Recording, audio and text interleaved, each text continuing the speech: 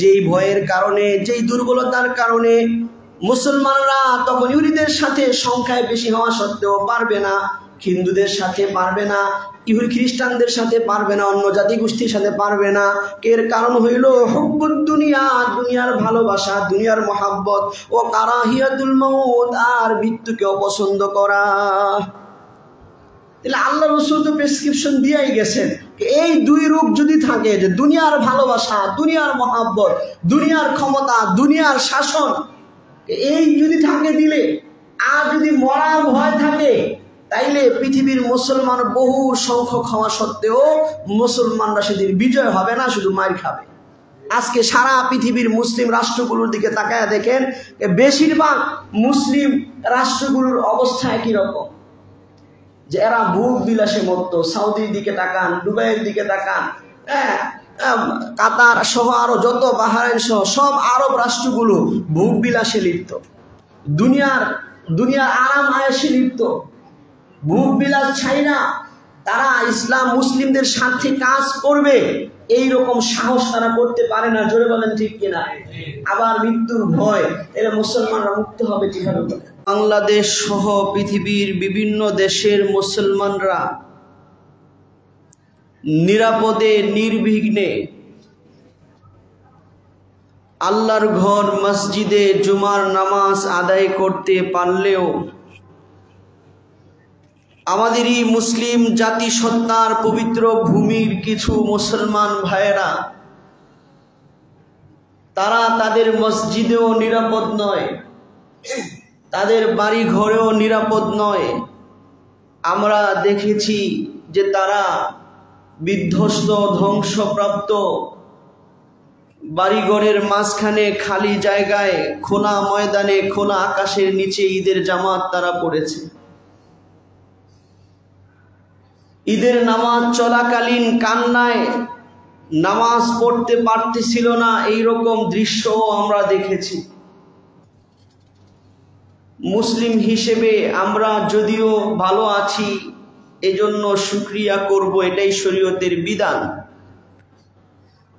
কিন্তু পাশাপাশি পৃথিবীর কোনো জায়গায়, কোনো অঞ্চলে, কোনো স্থানে যদি মুসলমান নির্যাতিত হয়, কোনো মুসলমান কষ্টে থাকে, কোনো মুসলমান অত্যাচারিত হয়, তাহলে অপর প্রান্তের মুসলমানরাও ব্যথিত হওয়া, সাধ্য অনুযায়ী তাদেরকে সাহায্য করা, জালেমের হাত থেকে মাজলুমদেরকে মুক্ত করা সমস্ত মুসলমানের জন্য ইমানি জিম্মাদারি। জোরে বলেন ঠিক কিনা? আমরা কেউ যদি এরকম মনে করি যে না, আমরা তো ভালো আছি, আমাদের তো কোনো সমস্যা নাই, এই জালেম ইহুদিদের বিরুদ্ধে বলে আমরা কেন আমাদের দেশের ক্ষতি করব? এই জালেম ইহুদিদের বিরুদ্ধে আওয়াজ তুলে আমরা কেন আমাদের দেশের অর্থনৈতিক ক্ষতি করব? আমরা কেন এই গাজার মুসলমানদের মতো বিপদ ডাইকা আনবো? এই রকম মুনাফিক মার্কা মুসলমানও আছে। জোরে বলেন ঠিক কিনা? মনে রাখবেন, পৃথিবীতে কোনো মুসলমান যদি ঈমানের কারণে, ইসলামের কারণে, ঈমান এবং ইসলামের স্বার্থ রক্ষার কারণে নির্যাতিত হয়, তাহলে সারা পৃথিবীর মুসলমানদের ব্যক্তিগত স্বার্থ, রাজনৈতিক স্বার্থ, ব্যবসায়িক স্বার্থকে লাথি মেরে ওই সমস্ত জালেমদের বিরুদ্ধে জিহাদ করা ফরজ হয়ে যায়। গত কয়েকদিন আগেও পাকিস্তানে এই বিষয়ে, ফিলিস্তিন এবং গাজা বিষয়ে জাতীয় কনফারেন্স হয়েছে। সেই কনফারেন্স থেকে বর্তমান পৃথিবীর বিশ্ববিখ্যাত আলেম আল্লামা তাকি উসমানী দামাত বারাকাতুহুল আলিয়া, তিনি ঘোষণা করেছেন, বর্তমান পৃথিবীর যতগুলো মুসলিম রাষ্ট্র আছে, সমস্ত মুসলিম রাষ্ট্রর প্রধানদের উপরে জিহাদ ফরজ হয়ে গেছে।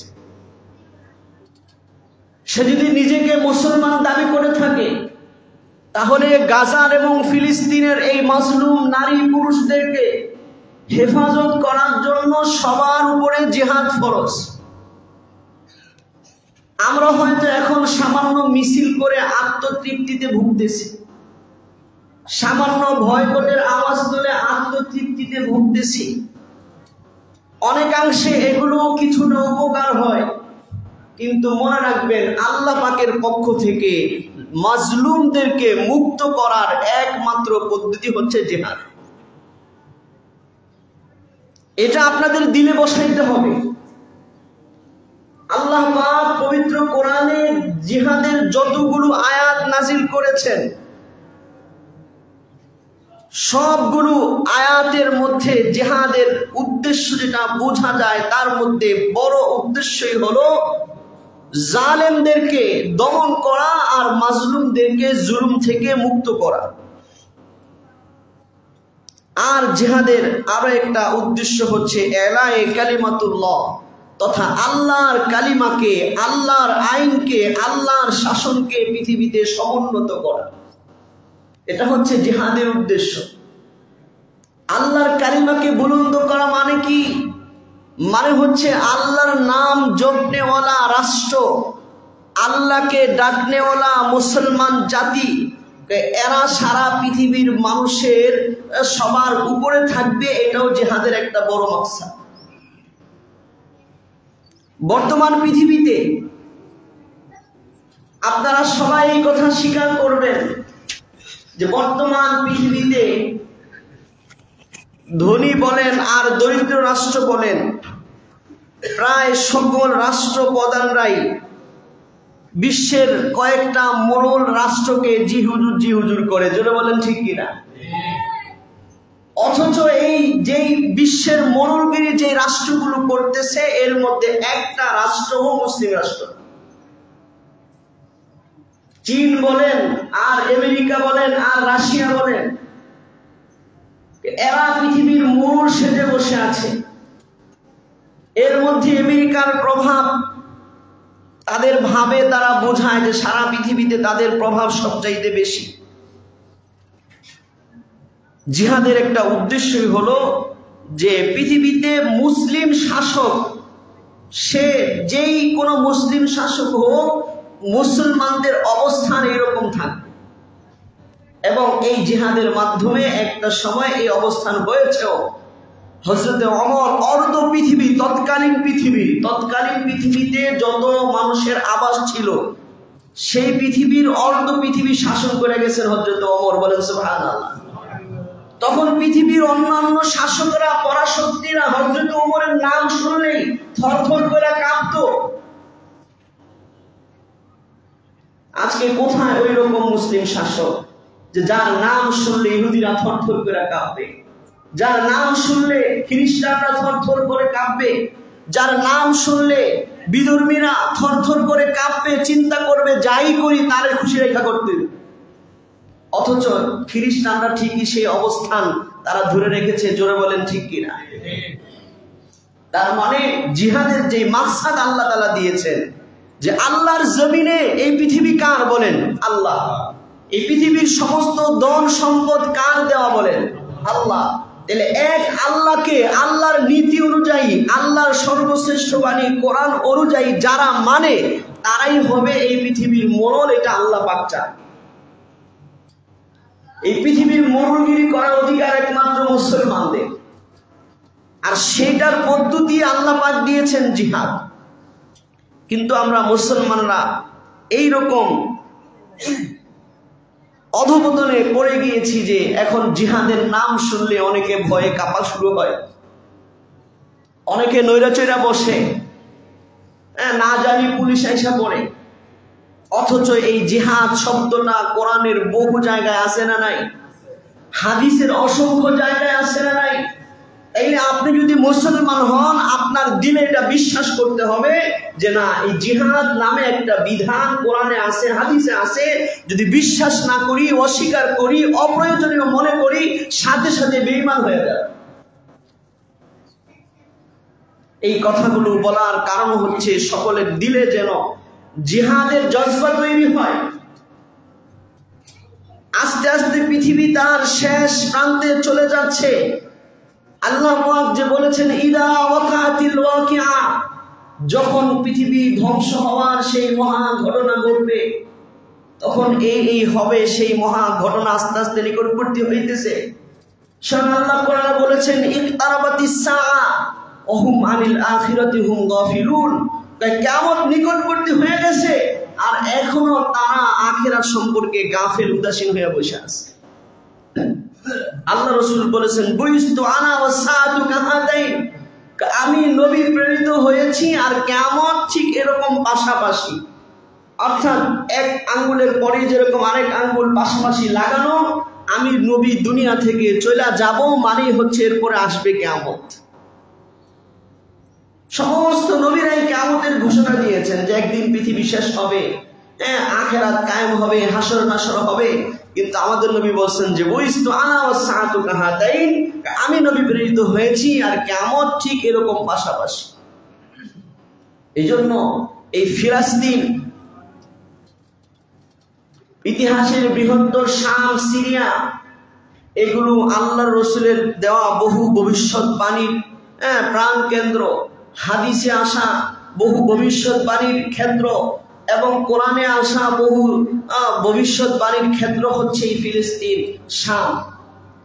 যদিও বর্তমান পৃথিবীতে রাজনৈতিক কারণে মুসলমানরা বিভিন্ন ভাগে বিভক্ত হয়ে গেছে, কিন্তু হাদিসে এবং কোরআনে যে আরদে মুকাদ্দাস, যে শামের কথা বলা হয়েছে, সেই শাম তৎকালীন বর্তমানে জর্ডান, বর্তমানে ফিলিস্তিন, সিরিয়া, লেবানন এবং ইরাক, ইরানের সীমান্তবর্তী কিছু এলাকা, এই পুরা এলাকাটাই হাদিসের পরিভাষায় বলা হয়েছে শাম।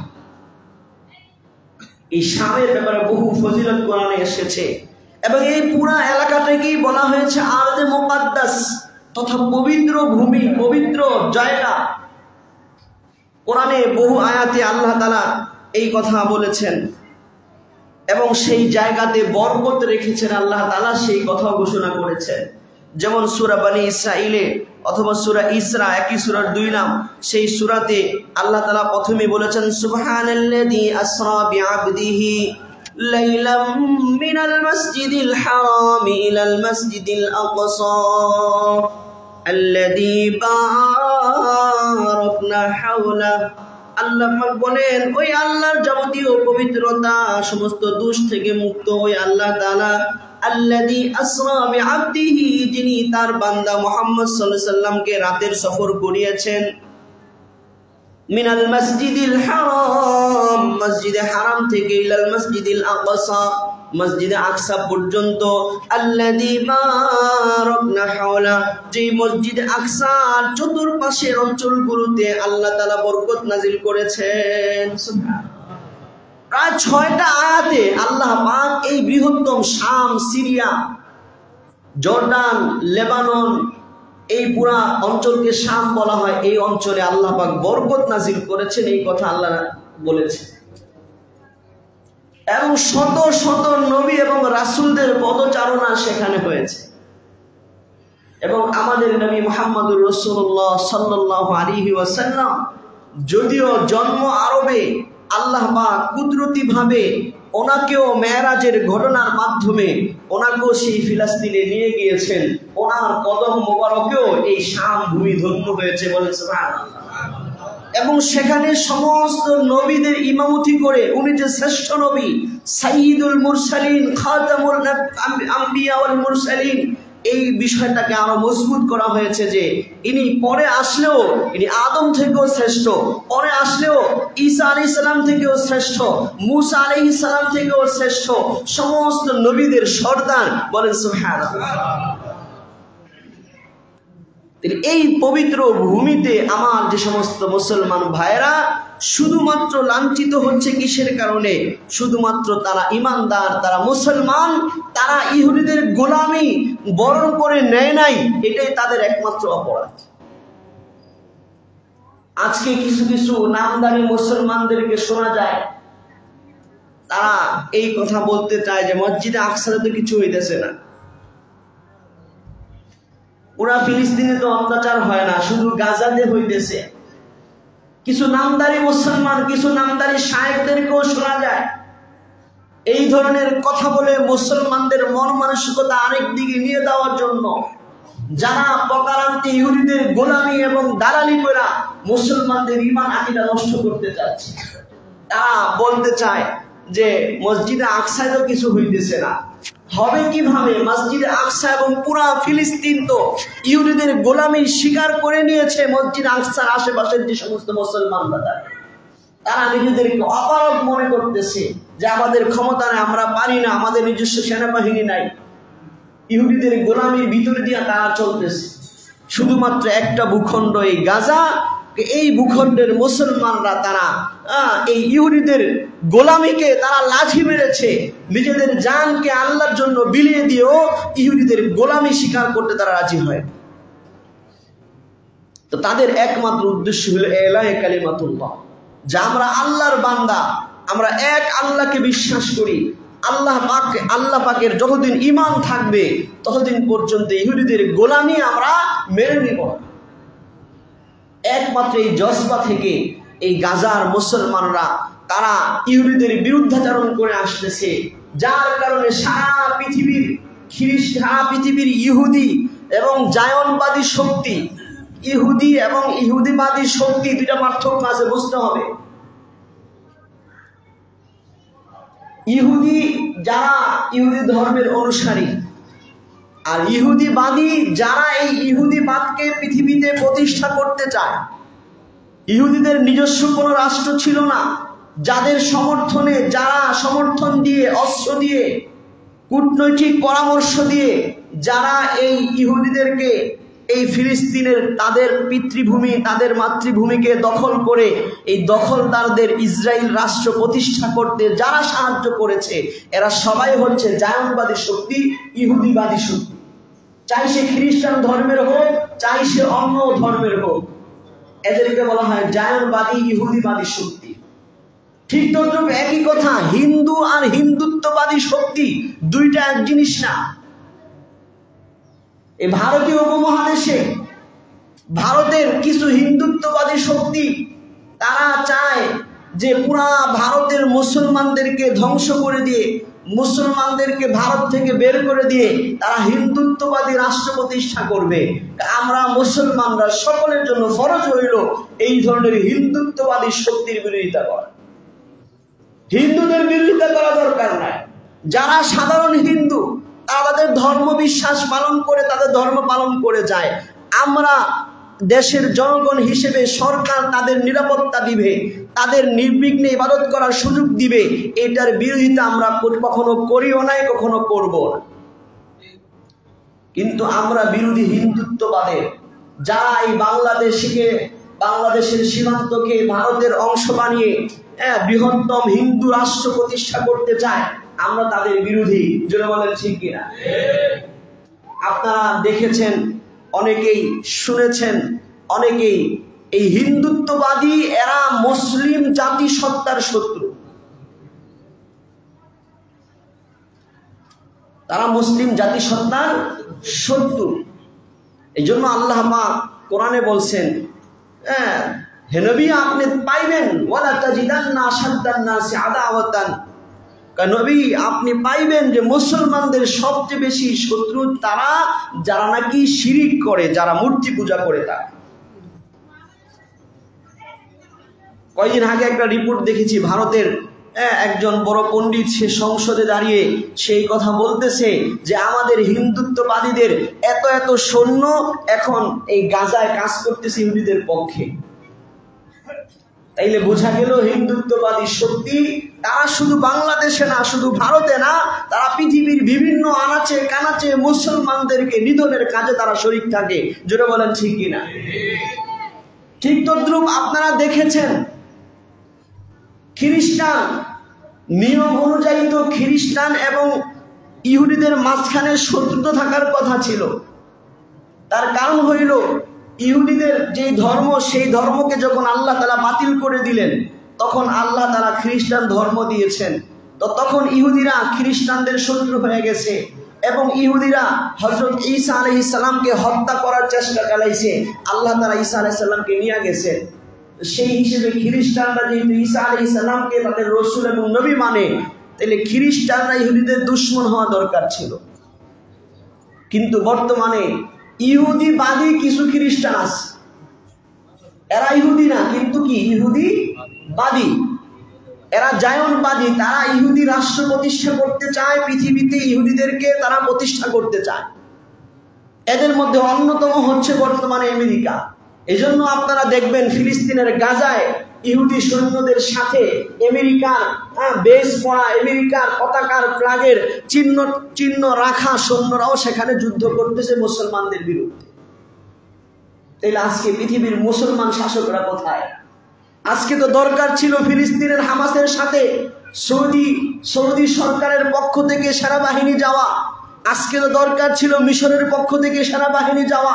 যদি পৃথিবীর 57টা মুসলমান রাষ্ট্র এক হইয়া জোট করে যদি তাদের সৈন্যবাহিনী পাঠানোর সিদ্ধান্ত ঘোষণা করে, দেখবেন পরের দিনই আমেরিকা সহ অন্য দলগুলো তাদের সুর পাল্টায় যাবে। জোরে বলেন ঠিক কিনা? কিন্তু আজকে নিজের ঈমান আমল বিক্রি কইরা প্রত্যেকটা মুসলমান রাষ্ট্ররা ভোগ এবং বিলাসিতার মধ্যে লাইয়া তারা আখিরাতকে ভুলে গেছে। মুসলমান নির্যাতিত হচ্ছে, এদেরকে মুক্ত করা দরকার, এই চিন্তাও তাদের নাই। এর কারণ হচ্ছে সবাই দুনিয়ার নেশায় মত্ত। জোরে বলেন ঠিক কিনা? মনে রাখবেন, দুনিয়া একদিন শেষ হবে, কড়ায় গন্ডায় আল্লাহ পাক প্রতিটা বিষয়ের হিসাব নিবেন। জোরে বলেন ঠিক কিনা? তাইলে আমাদের করণীয় কি? আমাদের করণীয় হচ্ছে যে আমরা আল্লাহর জন্য আমাদের যেটা করণীয় যতটুকু সাধ্যে সেটা আমরা করে যাব।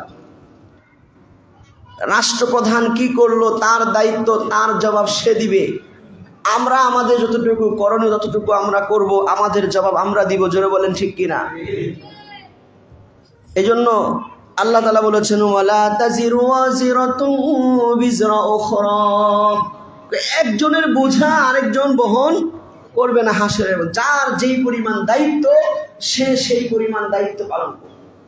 আমাদের জন্য করণীয় হলো ফিলিস্তিনের এই মাজলুম গাজাবাসীদের পক্ষে আওয়াজ তোলা, তাদের পক্ষে সমর্থন দেওয়া। জায়নবাদী ইহুদিবাদী শক্তির বিরুদ্ধে আমরা আছি, পৃথিবীবাসীকে সেটা জানান দেওয়া। জোরে বলেন ঠিক কিনা? এবং জায়নবাদীদের শক্তি যেই জায়গায়, সেই শক্তির জায়গাটা নষ্ট করার যতটুকু সাধ্য আছে সেটাকে নষ্ট করার চেষ্টা করা। এই জন্য ওলামায়ে কেরাম সময়ে সময়ে আপনাদেরকে বলেছিলেন যে আমরা ইহুদিদের এই পণ্যকে আমরা বয়কট করি। বর্তমানে পৃথিবীর যত শক্তি বলেন এর পিছনে অর্থনৈতিক শক্তি দুর্বল থাকলে অস্ত্র তৈরিও করতে পারবে না, অস্ত্র কিনতেও পারবে। আমাদের দেশের কিছু সুশীলদেরকে শোনা যায়, যখন আমরা বলি যে কোকা-কোলা খাবেন না, বয়কট করেন, তখন শোনা এটা ওই জায়গার না। কি কয়?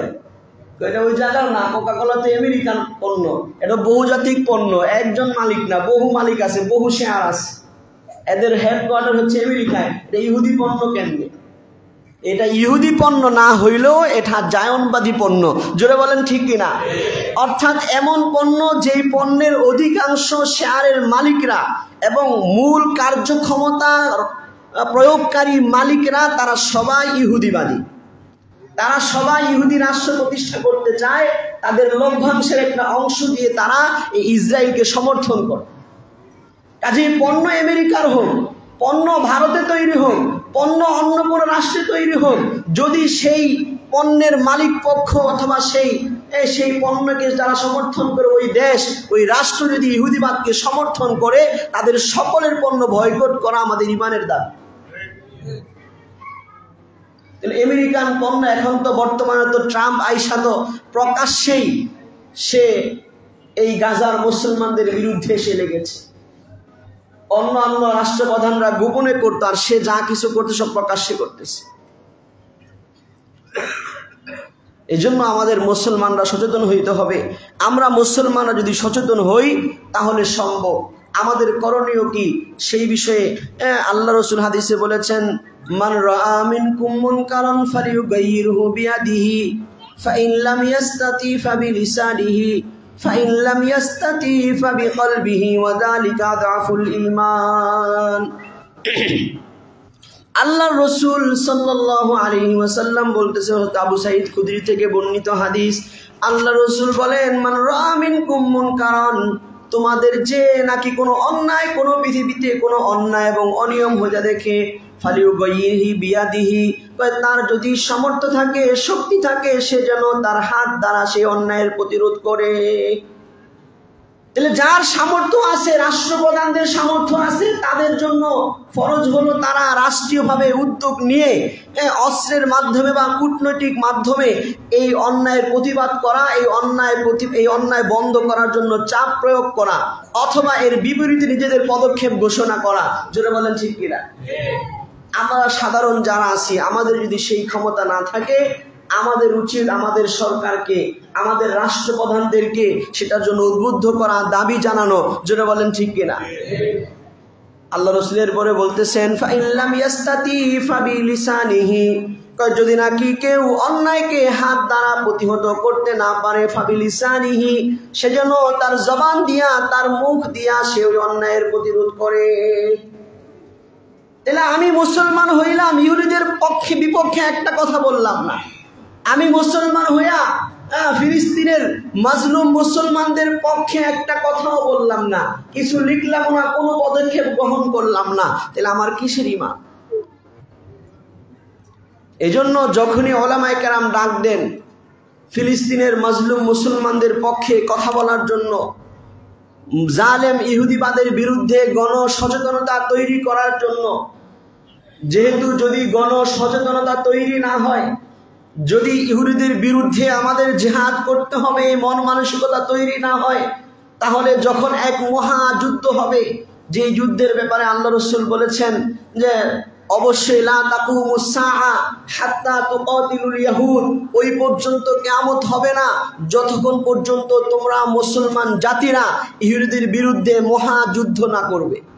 যে মহাযুদ্ধের সময় আল্লাহ পাকের গায়বী সাহায্য মুসলমানদের উপরে আসবে, আর ওই সময় কুদরতিভাবে কোনো ইহুদি যদি কোনো গাছের পিছনে যা পলায়ন করে, কোনো পাহাড়ের পিছনে পলায়ন করে, কোনো পাথরের পিছনে পলায়ন করে, আল্লাহ রাসূল বলতেছেন যে হাত্তা ইয়াকুলু শাজারু ওয়াল হাজার, এমনকি গাছ বলবে, পাথর বলবে, ইয়া মুসলিম, হে মুসলিম আসো, খলফি ইয়াহুদ, আমার এখানে ইহুদি আছে, ফাকতুলুহু, এর কি করো, হত্যা করো।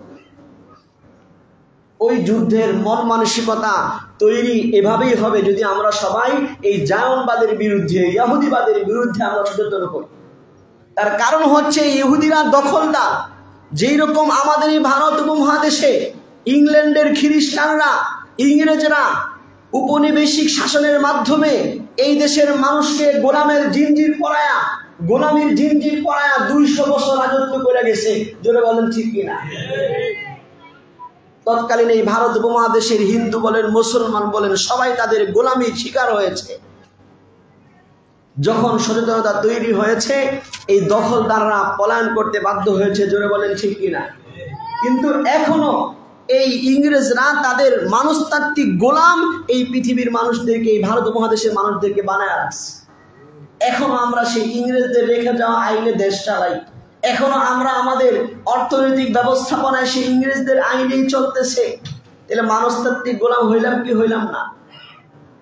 এই বিষয়ে আলোচনা করলে আরো লম্বা আলোচনা করা লাগবে, যে কিভাবে আমরা এখনো ইংরেজদের গোলাম রয়ে গেছি। আল্লাহ তাআলা আমাদেরকে গোলামির লাঞ্ছনা থেকে মুক্ত করেন, বলেন আমিন। তাইলে এদের বিরুদ্ধে যখনই কোনো আওয়াজ করান, কথা বলার সুযোগ আসবে, মুখে কথা বলতে হবে। রাজি আছি ইনশাআল্লাহ?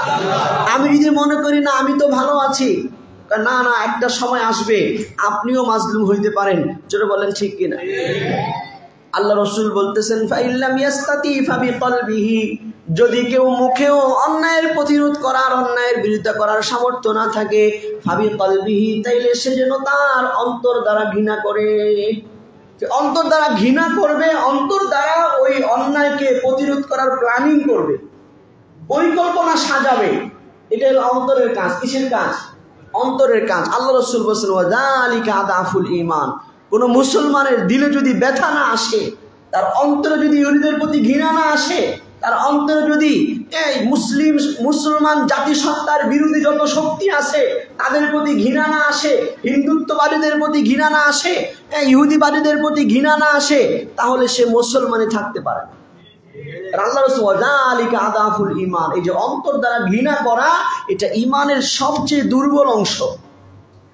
আজকে সারা পৃথিবীতে আপনারা তাকায়া দেখেন, সেখানে দেখবেন পৃথিবীতে যত মুসলিম বিরোধী শক্তি আছে তারা তাদের ধর্মীয় জাতিসত্তার পক্ষের শক্তি। ভারতের মোদির বিষয়ে আমরা যত কথা বলি, যত অত্যাচার জুলুম নির্যাতন সে করুক, মুসলমানদেরকে ধ্বংসের যত পায়তারা সে করুক, কিন্তু ভারতের বেশি সংখ্যক হিন্দুদের কাছে সে জনপ্রিয়। ভারতের বেশি সংখ্যক হিন্দুদের কাছে কি সে জনপ্রিয় সফল শাসক তাদের কাছে। তার কারণ কি? তার কারণ হলো যে এই মোদি যা কিছু হয়ে যাক তার ঘুরে ফিরে সমস্ত কর্মকাণ্ড হিন্দুদের স্বার্থের পক্ষে থাকে। জোরে বলেন ঠিক কিনা? আমেরিকার ট্রাম্প সে যত আকাম কুকামি করুক না কেন, যত অন্যায় সে করুক না কেন, ঘুরা ফিরে আমেরিকান মানুষেরা আবার ভোট দিয়া তারই পাশ করাইছে। তার কারণ কি? কারণ সে যা কিছু করে সে আমেরিকার স্বার্থের পক্ষে কাজ করে, আমেরিকার মুসলমানদের স্বার্থের পক্ষে কাজ করে। এই জন্য ঘুরা ফিরা বেশিরভাগ জনগণ তার পক্ষে। ঠিক তদ্রুপ ইসরায়েলের প্রধানমন্ত্রী নেতানিয়াহু, যে তার অবস্থাও এরকমই। সারা পৃথিবীর মুসলমানরা অন্য অন্য মুসলিম দেশের লোকরা যতই বুঝুক যে সে লোকটা ভালো না, কিন্তু ঘুরা ফিরা বেশিরভাগ ইহুদিরা তার পক্ষে। তার কারণ সে ইহুদিদের স্বার্থের পক্ষে কাজ করে। আজকে সারা পৃথিবীতে একটু মাথাটা ঘামায়া দেখেন কোন মুসলিম শাসক না আছে যে ঘুরা ফিরা সব কাজ মুসলিমদের স্বার্থের পক্ষে কাজ করে? এরকম কে আছে দেখেন? এই জন্য আমাদের সচেতন হইতে হবে। আল্লাহ রসুল সাল্লাল্লাহু আলাইহি সাল্লাম হাদিসে বলেছেন যে একটা সময় এরকম আসবে যে তখন সারা পৃথিবীর অমুসলিমরা মুসলমানদেরকে ধ্বংস করার জন্য তারা এলান করবে, ডাক দিবে। আবু দাউদ শরীফের হাদিস হযরত সাওবান থেকে বর্ণিত, ক্বালা রাসূলুল্লাহি সাল্লাল্লাহু আলাইহি ওয়াসাল্লাম, আল্লাহ রসুল বলেছেন, ইউশিকুল উমামু আন তাদা আলাইকুম কামা তাদা আল আকালাতু ইলা কাসআতিহা। আল্লাহ রসুল বলেন কিয়ামতের আগে এমন একটা সময় আসবে যে সমস্ত জাতিরা, ইহুদি জাতি, খ্রিস্টান জাতি, হিন্দু জাতি, বৌদ্ধ জাতি, সমস্ত জাতি গোষ্ঠীরা এক হইয়া তাদা আলাইকুম, তোমাদের বিরুদ্ধে তারা সবাইকে ডাকবে। কামা তাদা আল আকালাতু ইলা কাসআতিহা, যেরকম খাবার পরিবেশন করার পরে যারা খাবে এই খাবার খানেওয়ালাদেরকে যেরকম ডাকা হয় যে আসেন আসেন দস্তরখান রেডি, এরকম ডাকে না? মুসলমানদেরকে ধ্বংস করার জন্য, মুসলমানদেরকে হত্যা করার জন্য সব জাতিরা এক হইয়া এরকম ডাকবে, একটা সময় আসবে। ফাকালা কাইলুন, সাহাবীরা সচেতন ছিল। একজন সাহাবী জিজ্ঞেস করলো, ওয়ামিন কিল্লাতিন নাহনু ইয়াউমাইদিন, ওগো আল্লাহ রসুল, ওই যে সময়ে সব জাতি মিল্লা মুসলমানদেরকে ধ্বংস করার জন্য একজন আরেকজনের সাথে যোগ করবে, একজন আরেকজনের সাথে জোট করবে, তারা যৌথভাবে মুসলমানদেরকে ধ্বংস করার কাজে নামবে, তখন কি পৃথিবীতে মুসলমানের সংখ্যা কম হওয়ার কারণে এরকম হবে নাকি অন্য কোনো কারণে হবে? আল্লাহ রসুল বললেন, বাল আনতুম ইয়াউমাইদিন কাসীরুন, কয় না না, ওই সময়টা এরকম হবে তখন মুসলমানদের সংখ্যা বর্তমানে তোমরা যেই পরিমাণ মুসলমান থাইকাও তোমরা ইহুদিদের বিরুদ্ধে বিজয় লাভ করতেছো, খ্রিস্টানদের বিরুদ্ধে বিজয় লাভ করতেছো, এই সময়ের চাইতে ওই সময়ের মুসলমানের সংখ্যা অনেক বেশি হবে। ওয়ালাকিন্নাকুম গুসাউন কা গুসাইস সাইলি, কিন্তু তোমাদের মুসলমানিত্বটা দুর্বল হবে, তোমরা হবে খড়কুটার মতো, যেই খড়কুটাকে স্রোত বাসায় নিয়ে যায়। নাউজুবিল্লাহ। নামে মুসলমান বহুত হবে, বহুত সংখ্যা হবে, কিন্তু কামের মুসলমান হবে না, খড়কুটার মতো হালকা পাতলা হবে, যে এদেরকে স্রোত যেরকম ভাষায় নেওয়া যায় এরকম ভাষায় নেওয়া যাবে। ওলা তানজিআল্লাহ মিন সুদুরি আদুবিকুমুল নাবাহাবাতা মিনকুম, আল্লাহ রাসূল বলতেছেন, আর ওই সময় এত সংখ্যক বিশাল মুসলমান থাকা সত্ত্বেও আল্লাহ পাক তোমাদের শত্রুদের থেকে মুসলমানদের ভয় উঠায় দিবে। শত্রুদের মাঝে মুসলমানদের ভয় থাকবে না, মুসলিম রাষ্ট্রগুলোর ভয় থাকবে না। ওয়ালা ইয়াকযিফান্নাল্লাহু ফি কুলুবিকুমুল ওয়াহান, আর পাশাপাশি আল্লাহ তাআলা তখন মুসলমানদের দিলের ভিতরেও ইহুদিদের, অন্য ধর্মের, অন্য জাতিদের প্রতি ভয় ঢুকায় দিই। ফাকালা কাইলুন ইয়া রাসূলুল্লাহ ওয়া মাল ওয়াহান, আল্লাহর রাসূল, এই যে আমাদের অন্তরে যে আল্লাহ তাআলা দুর্বলতা এবং ভয় ঢুকায় দিবেন, এটার ব্যাখ্যা কি? আল্লাহ রাসূল বললেন, হুব্বুদ দুনিয়া ওয়া কারাহিয়াতুল মাউত। কিন্তু আল্লাহর কাছে জবাব দিতে হবে কি হবে না? এই যে ফিলিস্তিনের যে সমস্ত মুসলমানরা মারা গিয়েছে, তাদের ব্যাপারে আমরা এটা বিশ্বাস করি এরা কেউ মারা যায় নাই, এরা সবাই আল্লাহ তাআলার কাছে জীবিত। জোরে বলেন ঠিক কিনা? আর এটা আল্লাহ পাক কোরআনে বলেছেন, ওয়ালা তাকুলু লিমান ইউকতালু ফি সাবিলিল্লাহি আমওয়াত। হে আমার মুমিন বান্দারা, তোমরা শোনো, যারা কি আল্লাহর রাস্তায় যাদেরকে হত্যা করা হয় তাদেরকে তোমরা মৃত বলো না, বাল আহইয়াউ ওয়ালাকিন লা তাশউরুন, বরং তারা আল্লাহ তাআলার কাছে জীবিত, কিন্তু তোমরা বুঝতে পারো না। তাহলে যারা মারা গেছে, শহীদ হয়ে গেছে, এরা আল্লাহর কাছে দামি হয়ে গেছে, কিন্তু আমরা সারা পৃথিবীর মুসলমানরা অপরাধী। জোরে বলেন ঠিক কিনা? আমরা তাদের পাশে দাঁড়াইতে পারি না, আমরা তাদের পক্ষে কথা বলতে পারি নাই, আমরা সাধ্য অনুযায়ী কাজ করতে পারি নাই। এই জন্য দিলে তামান্না রাখতে হবে, যদি আল্লাহ সুযোগ দেয়, যদি তৌফিক হয়, এই ইহুদিদের বিরুদ্ধে জিহাদে আমরা সবাই জামায়া করতে রাজি আছি ইনশাআল্লাহ। আল্লাহ তাআলা সবাইকে কবুল করেন। এই জন্য ইহুদিবাদের বিরুদ্ধে সচেতন থাকবেন, জায়নবাদের বিরুদ্ধে সচেতন থাকবেন, হিন্দুত্ববাদের বিরুদ্ধে সচেতন থাকবেন, যারা তাদের বিভিন্ন প্ল্যানিং এর মাধ্যমে মুসলমানদের ক্ষতি করতে চায়। এজন্য করণীয় হলো 1 নাম্বার, তাদের পণ্যগুলো বয়কট করা। কোকা কোলা কোম্পানির যত পণ্য আছে বয়কট করা। এরকম ভাবে পেপসিকো কোম্পানির যত আছে সব কি করা? পেপসি কোম্পানির বয়কট করা। এরকম আরো কিছু ইহুদি জাতি, কিছু ইহুদি রাষ্ট্রের, কিছু ইহুদিবাদের পণ্য, এই সবগুলোকে কি করতে হবে? বয়কট করতে হবে। অর্থনৈতিক বয়কট এটা বড় শক্তি রাখে। যারা খোঁজ খবর রাখেন তারা জানেন যে এটা কতটুকু পাওয়ারফুল। এই জন্য আমরা এটা করবো ইনশাল্লাহ। আর আগামী শনিবার 12 তারিখে ঢাকার সরোয়ার্দী উদ্যানে জাতীয় কনফারেন্সের আয়োজন করা হয়েছে এই ফিলিস্তিনের পক্ষে মার্চ ফর গাজা নামে। সেখানে দলমত নির্বিশেষে সব শ্রেণীর আলেম ওলামারা সেখানে উপস্থিত থাকবেন। সেই সভার প্রধান অতিথি থাকবেন আমাদের বর্তমান বাইতুল মোকাররমের খতিব, সভাপতি থাকবেন বাইতুল মোকাররমের খতিব আল্লামা আব্দুল মালিক সাহেব, আল্লামা মামুনুল হক সাহেবও থাকবেন, মিজানুর রহমান আজহারি সাহেবও থাকবেন, শায়েখ আহমদুল্লাহ থাকবেন। মোট কথা সব শ্রেণীর ওলামায়ে কেরাম এবং বড় বড় ওলামায়ে কেরাম সেখানে উপস্থিত থাকবেন। আগামীকালকে শনিবার আমরা সবাই সেখানে যাওয়ার চেষ্টা করব। কারা কারা রাজি আছি ইনশাআল্লাহ? আমরা চেষ্টা করব, যেহেতু আমরা কাছে আছি, আমরা জোহর নামাজ পড়ে রওনা করলো 3টার সময়কে ওখানে কি করব? আমরা জয়েন করতে পারবো।